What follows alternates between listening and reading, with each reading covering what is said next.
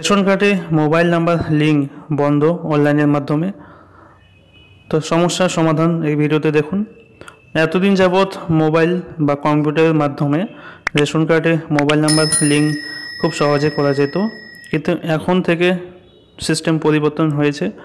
আগের সময়সীমা 24 ঘন্টার মধ্যে মোবাইল নাম্বার রেশন কার্ডে অ্যাক্টিভ হয়ে যেত যদি লিঙ্ক করা হতো সেক্ষেত্রে, এবং যে কোনো অনলাইনে ফর্ম ফিল আপও করা যেত লগ ইন করে।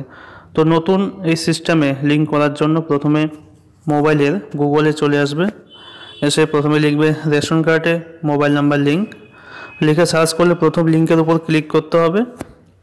তারপরে প্রথমে রেশন কার্ড নাম্বার বসিয়ে সার্চ করব, নাম শো করবে যে ব্যক্তির মোবাইল নাম্বার লিঙ্ক করা হবে, এবং 2 নাম্বার ঘরের মধ্যে ক্লিক করতে হবে।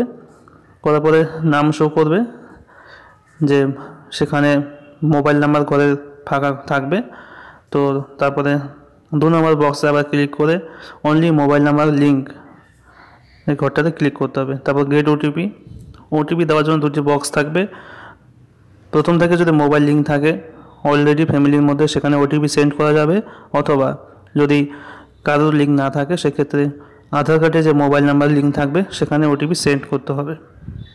তারপরে ওটিপি সেন্ড করার পরে 6 সংখ্যার একটি ওটিপি মোবাইলে আসবে, সেই ওটিপিটি এন্টার ওটিপি দিয়ে সাবমিট করলে মোবাইল নাম্বারটি কিছুদিনের মধ্যে অ্যাক্টিভ হয়ে যাবে।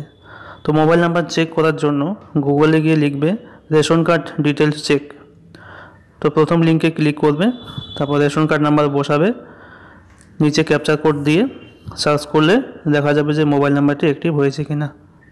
অ্যাক্টিভ হয়ে গেলে যে কোনো ফর্ম অনলাইনে অ্যাপ্লাই করা যাবে।